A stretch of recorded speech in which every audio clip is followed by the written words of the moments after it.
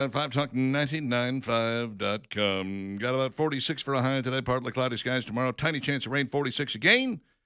26 on Saturday. Temperature's going to plummet tomorrow night down to the 26 and then 37 on Sunday. No real rain in the forecast either of those 2 days, and that is good news because if there was rain, it would be snow. And we would not care for that. Thank you very much. Can I just tell you, I hit up my mom this morning. She's down in South Florida. Do you know that they are going to be at 32 degrees on Sunday? Woo! That's Miami, y'all. Those iguanas are going to start dropping like rocks. They fall out of them, their trees. The flamingos. Do people in Miami know what a code is? No. I've told this story when I went to the University of Alabama. I had to call Mom. I guess it was like late October, early November. I didn't own anything. Zero. I had nothing warm. Mm-hmm. I don't know why it never occurred to us that there was going to be a winter. And I mean, I had to go buy a jacket. I didn't have any winter clothes. It was the most bizarre thing. So no, that is going to be shocking for them this weekend. 32? 32 degrees. Whoa. They did not anticipate. I did not see that coming. Yeah, they better. They did not. They're going to need to cover a lot of things, all those tropical plants and everything else. I had a big monstrosity in my backyard in Maitland, Florida. It was what's a monstrosity? What kind of monstrosity? We call it a monstrosity because it was like it? 5 or 6 different kinds of palm plants all growing together into this gigantic mass of a growth. Right in the middle of my yard. It was great. I really liked it. It was cool. And it went down to 10 degrees there for about 4 straight days. Yeah. Well, that 10 might have degrees. been the end of that for a bit. It turned black and just died. It was like, all the other palm trees managed to withstand it. You know, they can handle cold weather for a very short period of time. Yeah. And so, 4 days, not that bad. But yeah, that thing turned black and died on us, and ended up having to be cut back, and it's all rotten and whatever. Yeah, it was that's just not nasty. good. Yeah, they don't. So sad. Not used to any of that. Hey, by the way, Tom Homan here in just a couple of minutes is conducting a news conference in Minneapolis. Yep. Maybe we'll dip into that and hear a few things that he has to say if we can understand what he says. Sometimes I have difficulty. I like Tom, but I'm like, what did he just mumble? I missed that. He'll probably be talking a little bit about their de-escalation, which I read last night. That's code word. Actually, isn't that a code word? They're actually going in. They're expanding the number of neighborhoods, and they're going door to door. I'm like, this does not sound like de-escalation to me. Well, maybe their philosophy is, if we can tamp down some of the agitators that are blocking roads, and we can, mitigate some of that. That is their code word. I don't know. We'll see. We will see. Mm-hmm. Stick around. We'll give you all the details once we have them. Flipsy's Furniture, 1811 Crestwood Boulevard in Irondale. And now, right there on Highway 31 in, we'll call it next to 2nd and Charles, across from the Galleria. How about that? It's a beautiful place. The new location, very Hoover-centric. The older location, still designer furniture, wholesale prices, great low prices, white glove delivery. And, 28,000 square feet of showroom. There's nothing not to like about that. You walk in, you're going to find something that suits your living room, your dining room, your bedroom, something that is absolutely perfect for your home, and something that you can buy and take with you at that time or have delivered the next day. I love the white glove delivery. I highly recommend it. It costs a little bit more, but I mean just a little bit more, and it is so absolutely worth it for that money. FlipSeasFurniture.com if you'd like to check them out online and find out more. FlipSeasFurniture.com, or visit them at their 2 locations, 1811 Crestwood Boulevard in Irondale, or next to 2nd and Charles across from the Galleria on Highway 31 in Hoover. Your local police department may be seeing some changes in their policies. State Senator Arthur Orr has introduced a bill aiming at preventing police chases from causing deadly wrecks. Seems like every time we have something like this, a deadly wreck, so to speak, they say, now we need some legislation to fix that so it doesn't happen again. But when you look at the number of police chases that take place and the number of deadly wrecks that are caused by them, it is a small percentage, which is not to say that, it's okay that some happen. It is to say that any kind of time that they've come up with a plan that involves not pursuing people, yeah, it's the a bad stupid guy. idea. It is, because the bad guy knows it. And he's like, Yeah. well, I'll just take off in the car. They're not going to chase me. Yep. And that's their hope and their escape. So, and I understand, we don't want any innocent bystanders killed. But sometimes, these accidents happen when they're trying to get the bad guy, so to say. The bill says police should not authorize a pursuit without probable cause of a violent crime, or believes that this would help fix a real problem here in Alabama. Here's the thing. How about this? You see somebody with, let's say, an expired license plate, and they take off running. Chances are good they didn't take off running because, oh no, I don't want to get tagged for an expired license plate. They're running because they did something else. I mean, the fact that they're running is almost evidence in and of itself that they're guilty of that something you're else. dealing with bad people here. Because if you pulled me over for having an expired license plate, I'd say, yes, sir, 3 bags full, sir. Let me go get that taken care of for you, sir. They usually will go, okay, take care of it. Yeah. This is your warning. And you'll get it done. Yep. Not that big a deal. It's not. But, here's the thing. When they start setting up rules and regulations like, well, you can't chase this guy because of X, Y, and Z, but you'll get his, license plate number, and then you can go get him later at his home. Well, that seems like a great idea until you get to the home and the guy goes, my car was stolen 2 days ago. You guys, you should have that report. Like, why are you even here? Or my car was stolen this afternoon. Or my son borrowed my car this afternoon, and then the son goes, somebody stole the car from me, Dad. Or my license plate was stolen. Well, Yeah, or my license plate was somebody taken stole off the my car. We'd have a police report that your car was stolen, right? Not necessarily. You should be calling the police if your car is stolen. You would think. And if you're not, But again, then you're really up to no good. And the other case of that is, no, it really was me, but I'm just telling you my car was stolen this afternoon, and I have no idea who took it. That's more like it. Yeah. So, I mean, again, what have you done here? You didn't chase the guy. You went to get the guy. You have no evidence that he did anything wrong now because he's claiming his car was stolen because he knows you saw him. He has put that car somewhere where you're not going to find it, and he tells you, oh, yeah, somebody stole that car. That's part of the problem. Yeah, it is part of the problem. This idea that you shouldn't pursue bad guys because Gallagher was correct about this. He said it doubles the number of speeders on the road. You chase somebody for speeding, it doubles the number of speeders on the road. Yes, that's true. Unfortunately, it is just one of those negatives that we're going to have to get along with and deal with because sometimes the bad guys run. Or you increase the penalties for running from law enforcement in your vehicle or your motorcycle or whatever it is. And make then it, hope that you catch them. Yeah, and hope that you get them. I don't know what the answer is, but I think not pursuing them is a lot of times not the answer. Not a good answer. Paying attention, by the way, to sirens around you. I was driving down a 2-lane road. We were all kind of backed up the other day. And here comes an ambulance from behind. And I was like, okay, everybody, let's pull over to the right side. Get out of the way. The number of people that were just blithely just, they don't know what to, sometimes they don't know what to do. They're like, they like freeze. Yeah. I've seen this over and over. I'm like, just move over. Just get on the right shoulder. Get out of the way. Find a lane for this ambulance to come through and go about its way. Eventually, the ambulance driver himself managed to create a path by forcing the drivers in the left lane to pull farther over to the left and forcing drivers in the right lane to pull farther over to the right. Well, he drove straight down the middle, and he's a fairly skilled ambulance driver. I was like, hey, this guy's good. He knows what he's doing over here because the people that were on that road, they just were not paying attention. Or they got the radio up too loud. I don't know. Hey, it sucks to be you in the back of that ambulance. Sorry about that. Jeez. It's a shame you're not going anywhere because I'm taking my time about getting where I'm going. So stupid. Alabama Tree Pros, 3084158. These are the guys you call if you have a tree problem. Like, for instance, ice forming on the branches just falling right off, landing on your power lines. Nice. Landing across your roadway, landing on your house, your neighbor's house. Nothing good about that. You can have that tree trimmed or you can have the whole thing taken down and the stump ground up. 3084158, the telephone number, should you want to get any of that done.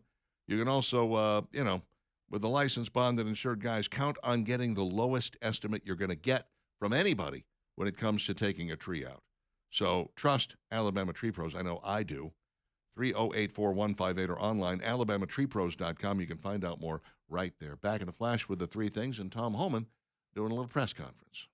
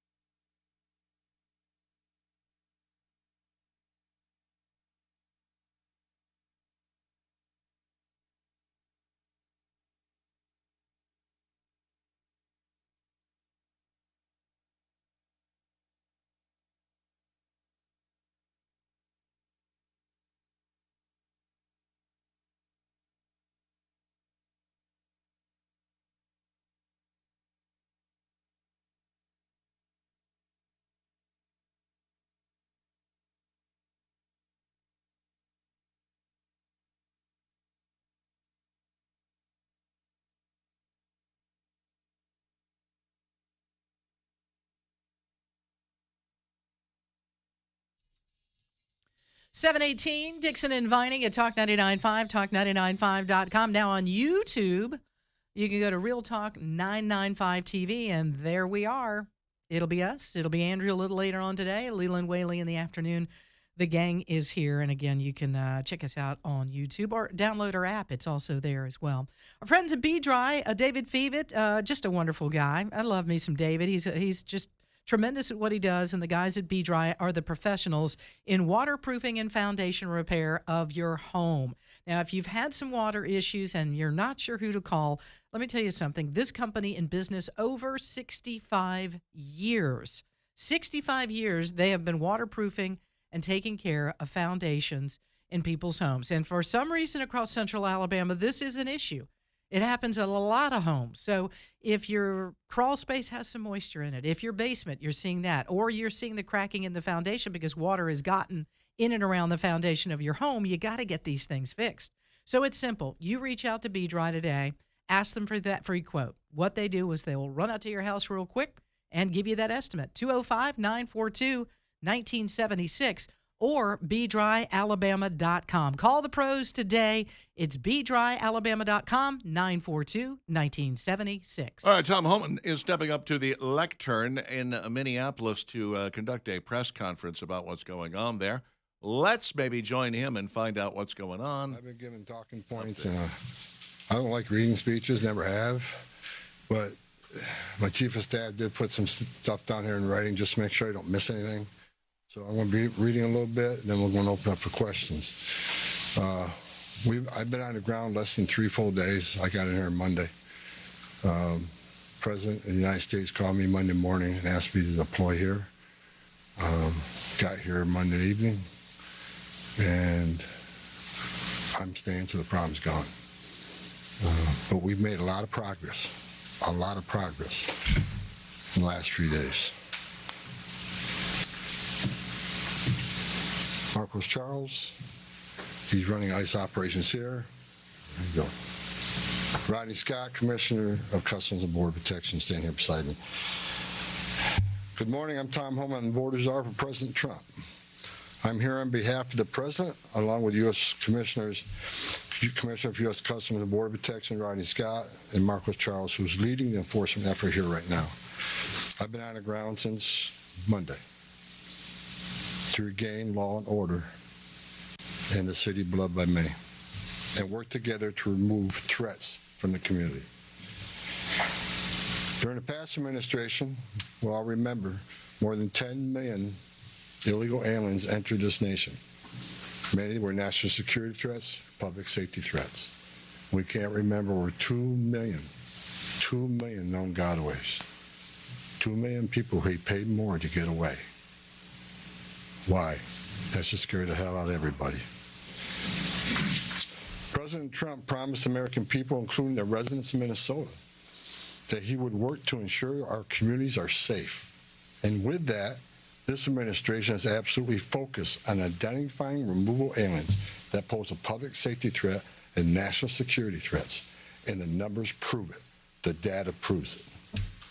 In the past few days, I've met with Governor Walz, Attorney General Ellison, Mayor Fry, numerous police chiefs and sheriffs, and I have more to meet. I'll also be continuing the dialogue with business and religious leaders in partnership in Minnesota, your community leaders. I'll be meeting with them too, because I want to hear what they have to say. In my meetings with folks so far, and most important, the governor and the AG, the Mayor Fry, we didn't agree on everything. I didn't expect to agree on anything. I've heard many people want to know why we're talking to people who they don't consider friends in administration. Bottom line is you can't fix problems if you don't have discussions. I didn't come to Minnesota for photo ops or headlines. You haven't seen me. I came here to seek solutions, and that's what we're going to do. And we've come a long way, and we got some good wins for the people of Minnesota, I think, and for the administration and for the safety security of this city. One thing we did agree on, though, everybody I talked to agreed on, was that community safety is paramount. One thing we all agreed on was U.S. Immigration and Customs Enforcement is a legitimate law enforcement agency that has a duty to enforce the laws enacted by Congress and keep this community safe. Like I've said many times for the last several years, even before this administration, jurisdictions that refuse to cooperate with federal immigration authorities are sanctuaries for criminals. Sanctuary cities are sanctuaries for criminals and endangers the residents of the community. To be clear, we did not agree with Minnesota state and local officials that they would be involved in immigration enforcement. I didn't ask them to be immigration officers. I'm asking them to be cops working with the cops to help us take criminal aliens off the street. What we did agree upon is not to release public safety arrests back in the community when they could be lawfully transferred to ICE. I'll speak more about that. I will highlight that the Minnesota State Prison System under the Department of Corrections have been honoring ICE detainers. And we appreciate that important collaboration, and we're going to expand upon that. That decision has made Minnesota safer, not only for residents of Minnesota, but the men and women in law enforcement. Not just ICE, all law enforcement. Rather than arresting the same public safety threat, significant public safety threat over and over again, they agree to work with us to identify those people and remove them. I'm also pleased to announce I had a very good meeting with Attorney General Ellison,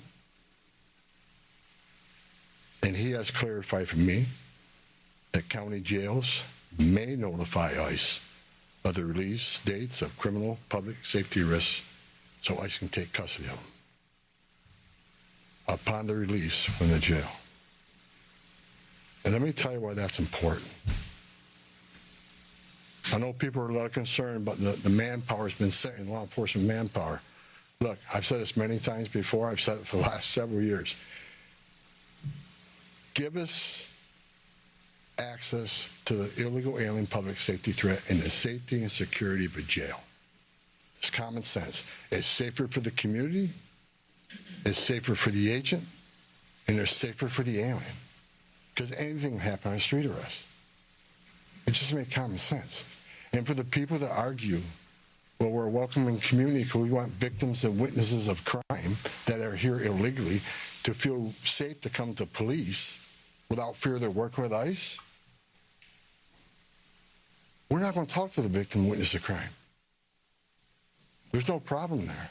They should feel safe to come to police and ask for help. All we want is to talk to the person that local and state law enforcement authorities locked in a jail cell. They chose to lock this person up. That's who we want to talk to, the public safety threat. So the argument is that protects victim witnesses of crime. It's a bunch of crap. Victims and witnesses of crime don't want the bad guy back in their neighborhood either. So great progress with the Attorney General and local sheriffs. And one thing, when we have these agreements, it takes less law enforcement agents to do the job. One agent can arrest one bad guy in the safety and security of a jail where he's behind the wire. We know we don't have weapons.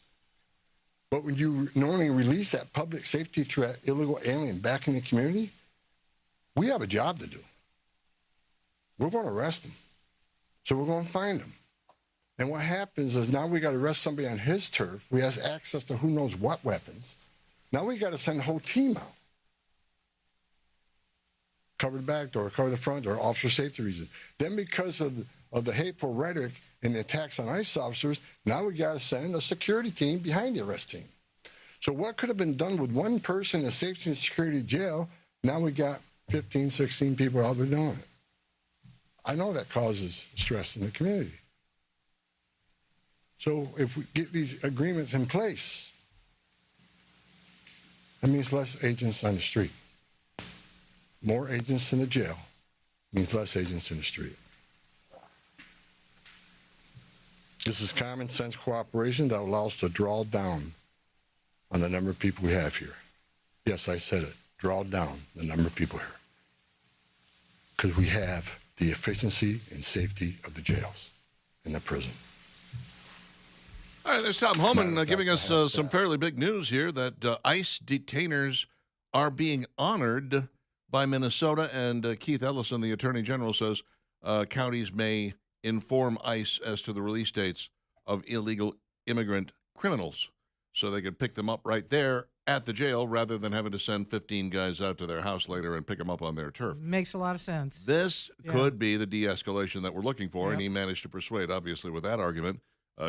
Jacob Fry, Tim Walz, Keith Ellison explained to them, guys, this is what's going on. This is why we have to send so many people. This is your fault. Yep. This is all your And we fault. need your cooperation because, again, they were talking about not enforcing some of the federal laws that we have. And Yeah. you've got to work with them. You're a mayor of this city. You want the ICE out of here? This is the way to do That's how it. you do it. There you go. I like it. I Good do job, too. Tom.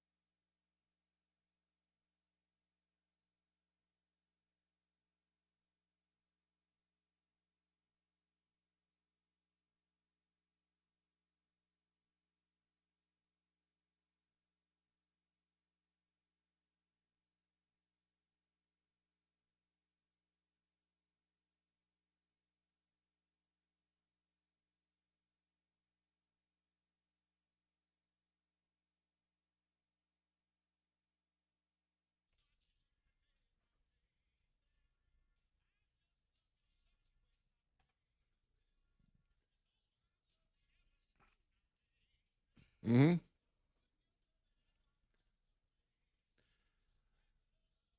Stevie Ray Vaughan's slightly less talented brother, Jimmy Vaughn. Somehow we end up with Jimmy Vaughn, Joaquin Phoenix. I mean, come on. Can't we have, What else you want, ones? huh? I would like to keep the talented ones. Okay. I'd like to keep them if possible. Mm-hmm. No such luck, apparently. Ann says it's great they have an agreement, but will they abide by the agreement is the issue. When we and how far ahead will I know that then individuals are going to be released? That's going to be the issue. Will I have enough time to get to the jail to pick these individuals up before they are walking out the door and gone? Yeah, that's a fair question. But look, I think Minnesota understands now that ICE is not leaving until they get these guys. And so Minnesota says, well, maybe we don't need to exacerbate the problem by letting these, and again, these are not nice people that they're letting go. No, these are criminals. They're pedophiles, they're carjackers, they're sexual assault perpetrators, they're robbers, they're people who are actually assault and battery perpetrators. These are bad guys who are doing terrible things out there, attempted murder in some cases. Just letting them back out in the public is a ridiculous that doesn't notion, work because they're so we don't like ICE, so we're going to go ahead and visit these people upon the Minnesota general public. What a stupid idea that is. For those of you that missed it before the break, Border Czar Tom Homan is on the ground in Minneapolis, and he's been there since Monday. And he said, we're not leaving until this problem is solved. And this is a great bird's eye view of what real leadership looks like. That President Trump said, Tom, I want you to go get on the ground, start having conversations with the mayor there, set him straight that we're going to stay there until we get these criminals, and that you all need to work and cooperate with us and our ICE agents and Border Patrol and everybody else that is there to get these criminals out of Minneapolis. And so he sends Tom. Tom holds his press conference. Again, he's been kind of low-key the last 3 days. We knew he was there, but we hadn't heard from him. Nope. And so today they say, let's do this press conference and let you all know what we have accomplished. And it sounds like he's accomplished a lot. We're talking with those that are in that community saying, this is why we're here, and ICE isn't going away. So glad to hear that maybe they'll get some resolution to this and things will die down in Minneapolis. I would like to see that. We shall see. I have in my possession here 17 foods that were once considered embarrassing to serve. Really? Yeah. Embarrassing. Yes. That's an interesting thing to I mean, say. they're not now? No, they all are now, too, as well. Okay. Nothing's changed. It's like the old Mitch Hedberg joke. He goes, I used to do drugs. I still do, but I used to, too. These used to be embarrassing to serve. They still are, but they used to be, too. Number one, liver and onions. Yeah.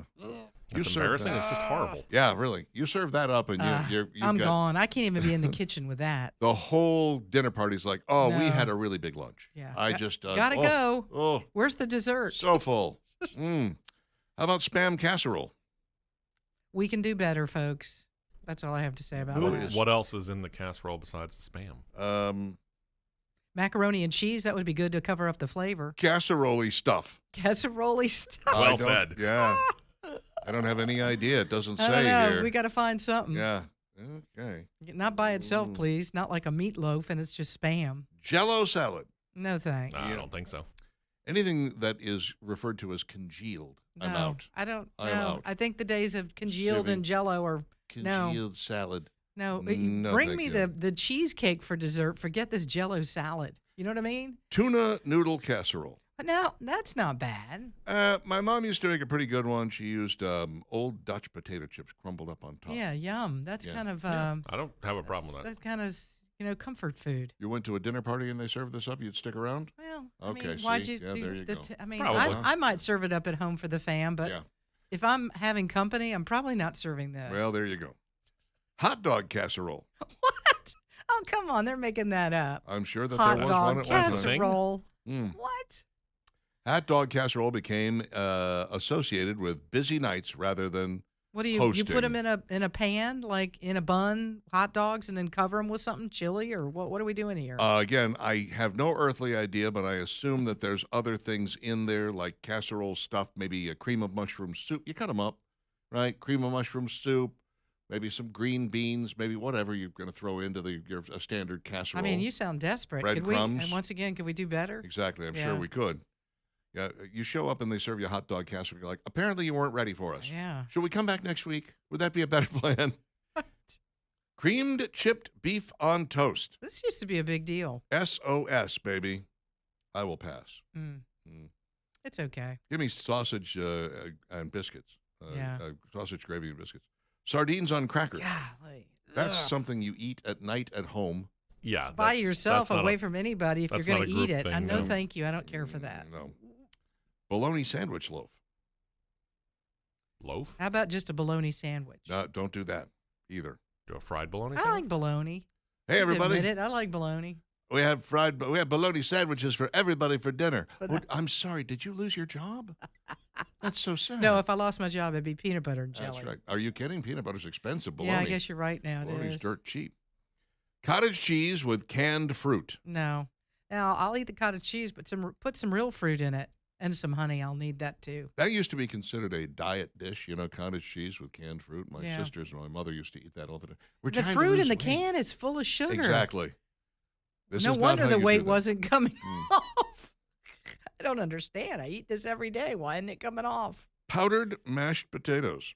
I kind of like them. Powdered? Yeah, like in the, you just mix it with Yeah. water or milk Instant. and instant mashed potatoes. Instant mashed potatoes. There's a place for them. Yeah, with a lot of gravy on it. That's where there's a place for 'em. Would I prefer regular full mashed potatoes? Yes, Sure. absolutely. But But sometimes you don't have the time. I've got a house-sized box of Idaho potatoes that I bought from Sam's Club sitting in my pantry. Mm-hmm. So anytime I decide I just need to break out these things, and by the way, they keep forever, so, that's not too shabby.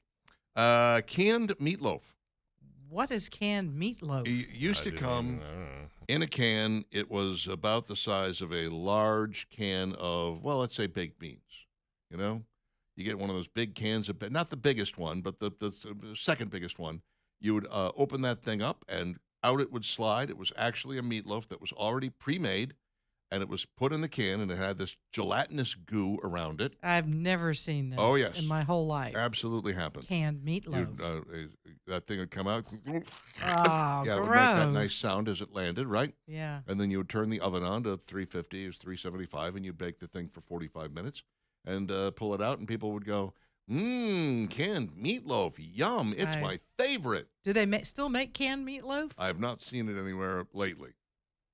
I've never seen it. Have you ever seen? I'm like, how hard is it to take some ground beef and just Yeah. put some stuff in it and throw it in a pan Not and put it in the hard. oven? Not hard. You're putting it in the oven anyway. I mean, you are really lazy if you're going for the canned, Canned meatloaf, let's meatloaf. face it. It's like I don't feel like doing anything. Have you ever seen the canned chicken? And I'm not talking about like the small can of chicken that's like a tuna can. Yeah. I'm talking about a whole chicken in a can. No, never seen that either. I have seen that. It I is mean, every something's bit wrong as with that. disgusting as you think it Yeah, would be. that is It's quite small. Apparently, Hunt's still does meatloaf in a can. really. Oh my gosh! I wonder where you'd find that. What's that thing running these don't days? wanna know. No, I don't either. TV dinners. Man, we used to eat these a lot as kids. Does anybody still serve them? Do they The still make them? Swanson dinner Swanson? that had the I meat mean, are and you then really the serving that at potato a dinner party? and then some vegetables, and then it always had that little sweet treat. It was teeny tiny, and it would bleed into all the other food. As it cooked, you're like, oh, now my fried chicken tastes like apple pie. Well, that doesn't make any sense because it's got the whole But it compartmentalized. didn't. It never worked. It would Never always bubble over and Oh, go no. into the other What a nightmare! parts of it. Your food was touching. It was touching. We didn't care. And when you're a kid, you can't have that touching food. And the answer, Steve, is yes. You would serve this when you invited people over to sit and watch TV with you. You serve TV dinner. It just makes sense. Put a little more effort into Mom it. and people. Dad would give it because they were going out somewhere, Right. like on a Friday or a Saturday night, and the three kids would be like, "Here, there's a TV. We're doing TV dinners tonight." We loved them. Thought it was great. We didn't know any better. Of course not. Potted meat spread. Ew. Yeah, that's Yeah, disgusting. That's not something you serve at a dinner party. Or ever. Canned spaghetti. Still got some of that. That's for Chef your Boyardee. kids. Yeah. Yeah. That's good for lunch for kids, maybe.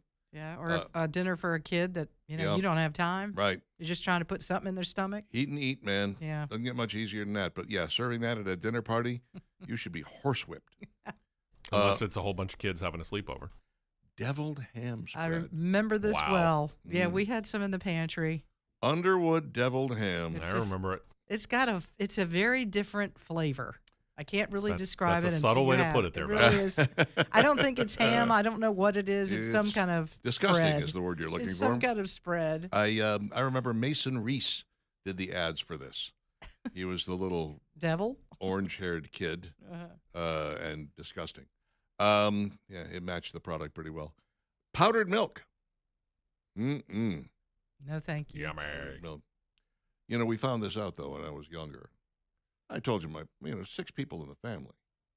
If you take a gallon of powdered milk and you mix it with a gallon of regular milk, Hmm. you can't tell the difference. It all tastes like powdered milk. It's great. It's great. That's an exaggeration. It's great. Maybe not. It's great. Is it great that you can't tell the difference, Yeah. or is it a great taste? No, it all tastes like powdered milk. Yeah. Every bit of it tastes like Yeah. powdered milk. See, you start serving that, they'll never know. And last but not least, Vienna sausages. Oh, yes. Vienna sausage. Yeah. Everybody's got some of those in the pantry. I love the fact that they say these used to be embarrassing to serve. Who is No. serving this stuff at a dinner party now? Well, you better not, if you need a snack, there you go. But if you're serving it at a dinner party, this is a joke. If you have Right? ever served canned meatloaf at a dinner party, we would like to hear from you right now. 545 Shame on you. 9950. 545 9950. Chris says, don't forget canned bread. Yeah, there is. B&M has a canned bread. It's actually I've heard of it. my friend Steve McGrew used to do a thing where he and his wife would try things on video.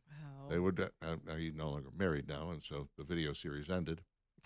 well, that's sad. Oh, well. Was it because of the series? They tried divorce on video, and it didn't work very well. So that, yeah. But he said, this is not terrible. I hate to admit. that you B&M toast it. brown bread. Yep. brown bread. Original. Yep.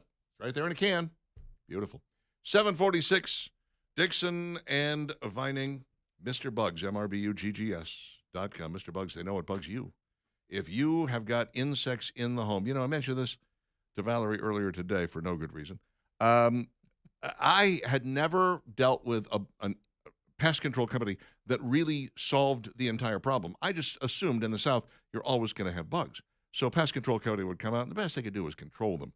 That happened when I lived in Prattville, happened when I lived in Montgomery. It's happened in other places here in Birmingham when I lived in Highland Park. I would have pest control companies come out, and you're still going to run across some bugs in the house. You live in the South. That's how it is. Not with Mr. Bugs. They managed to resolve my issue, kill all the bugs on the inside, and keep the bugs on the outside. Never had an experience quite like it. If you're still seeing bugs after you get treated, it's time for a change. It's time for Mr. Bugs. MRBUGGS.com, 941-6252, 941-6252 in the local area. MRBUGGS, Mr. Bugs, they know what bugs you.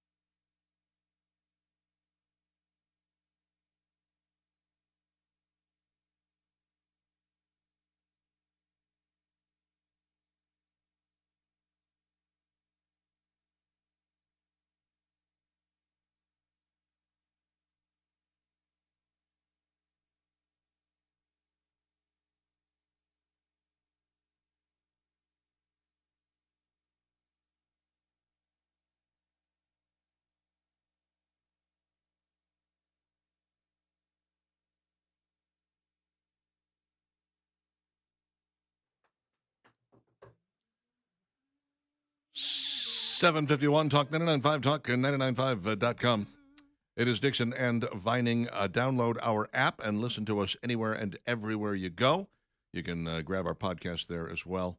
And, of course, you got the video now, which is cool. So you can actually see our ugly mugs right here. Well, my ugly mug and Valerie's Well, significantly better looking. It depends upon how much sleep we've gotten. That's right. If we have bags under our eyes, and it's an ugly mug. Mm. If we've gotten enough sleep, then, eyes a little brighter. I have steamer trunks under my eyes. That's how bad things are. It's terrible. I told you the not last night, the night before, I didn't hardly get it. Mm. I woke up and I was like, Val, this is going to be a rough morning. TV. Yeah. Ooh. TV. Ugh. Phone home. KC says 100% for ICE. Of course you are.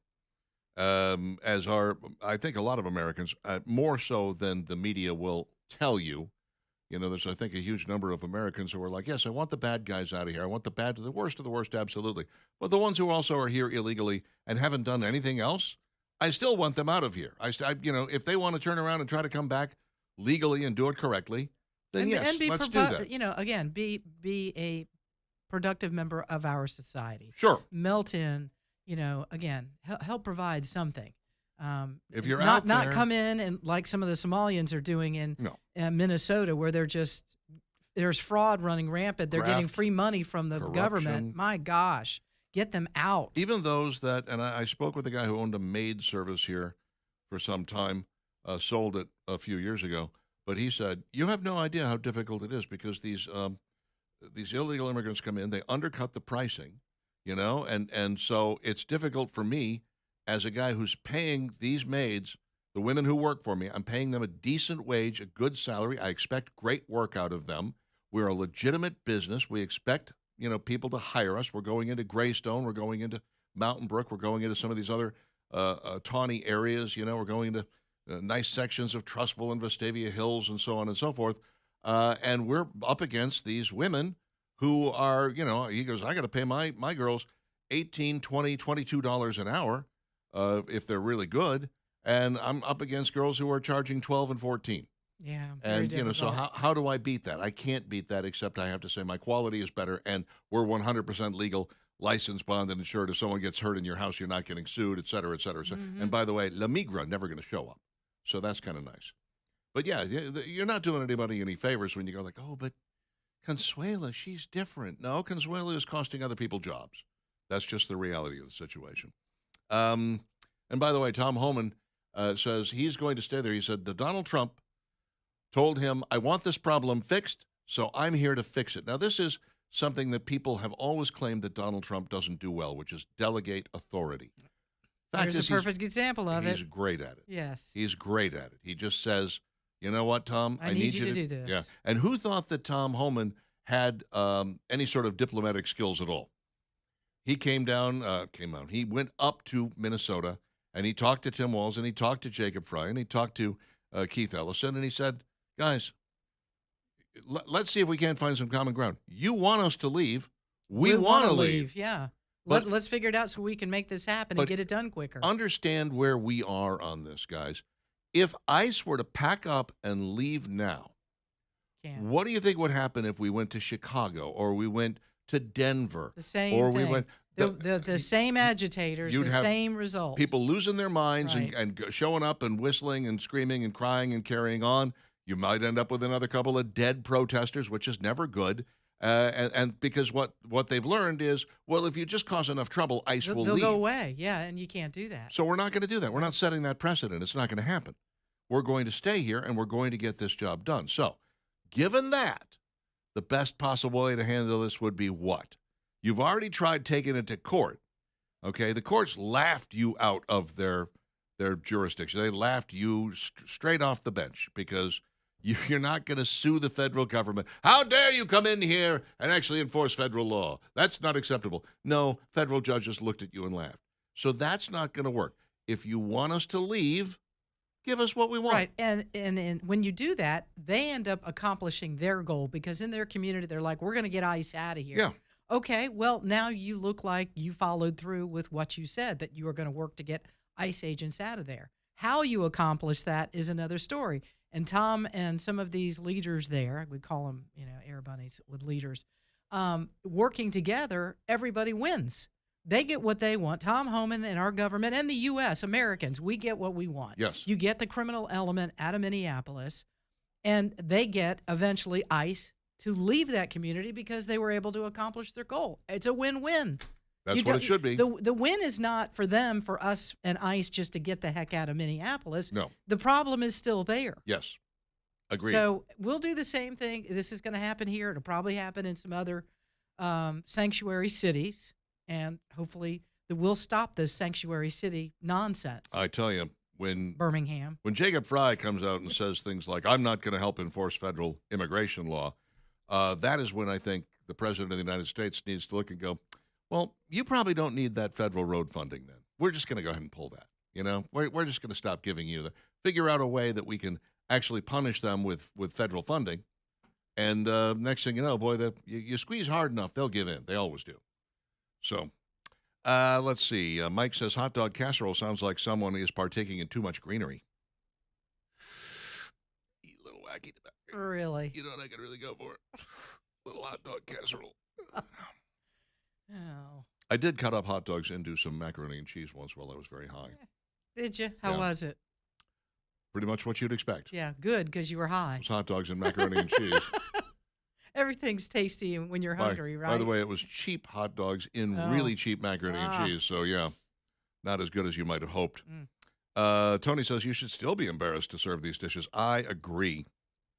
Chris brings up potted beef. Yes, we discussed that. Let's see. Don't forget canned bread. Yeah, we talked about that. Underwood deviled ham pairs well with chicken in a biscuit crackers. No, it does not. Nothing pairs well with Underwood Listen, deviled ham. I feel sorry for those chicken and a biscuit crackers. Just eat those plain. They're Yeah. like, what are you putting on me? This Oh. is awful. Oh, those... Get this off of Get it me. off of me! Ah! Ah! I like chicken in a biscuit. I do too. It's one of my favorite crackers. That's another one of those childhood, feel good. Let me have some of those crackers. At what point do we become old and start eating water table crackers? You know, the ones that have like no flavor Yeah, whatsoever. Well, that when you're trying to lose weight, you might want to eat those. That's There's sad. not a lot of salt or oils in them or butter. I think the chicken and a biscuit is filled with butter. Oh, I'm sure it is. Like a Ritz cracker. Why it's so delicious. They're yummy. That's why we crumble them up and put them on. Oh, that's a good idea. Chicken and a biscuit. Yes. Crumble up and put it on. I've never thought of that. On your tuna salad? Well, your tuna casserole? let's do something a What are we little better. doing? Maybe a chicken Okay. casserole. All right, I like it. Now we're talking. Vienna sausage was good for a camping trip with guys is you didn't catch any fish. Good campfire food. Yeah, that's kind of sad. You didn't catch any fish. We're eating this. Canned possum and sweet potatoes, says Richard the Cup. Yum. Canned corned beef hash, pan-fried, and put it on toasted white bread with mayonnaise, salt, and pepper, says Chris. You're serving this to people? You should be ashamed of yourself. Potted meat, chock full of... I don't want to hear about any of this. Thank you, Rick. Vintage hot dog casserole is whole hot dogs standing vertically around a bed of mashed potatoes. All righty, Tom. That young man that did the investigation in Minnesota, talking to Nick Shirley, have you seen him and his mom in New York City investigating all the hotels that are now migrant shelters and anyone in there is living for free? I have not seen him. I think Trump is great at delegating authority. His businesses would not be as successful as they are if he didn't do that, and I feel like he does a great job of it. Now, as the president, you kind of have to have your thumb on everything to make sure that it's done and done correctly. I disagree, Ann. I mean, that's why you have a border czar. You say, Tom, you're in charge of this. I expect a report every once in a while, but, you know, you have the authority to go do what needs to be done. Remember when they were negotiating the end to the Hamas-Israel war, and Stephen Pritchett, the guy who he put in charge of that, said, President gave me wide latitude. Basically, I have the negotiating power.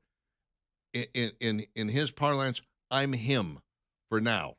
It's like, okay, that's what you got to do, man. That's how you do it.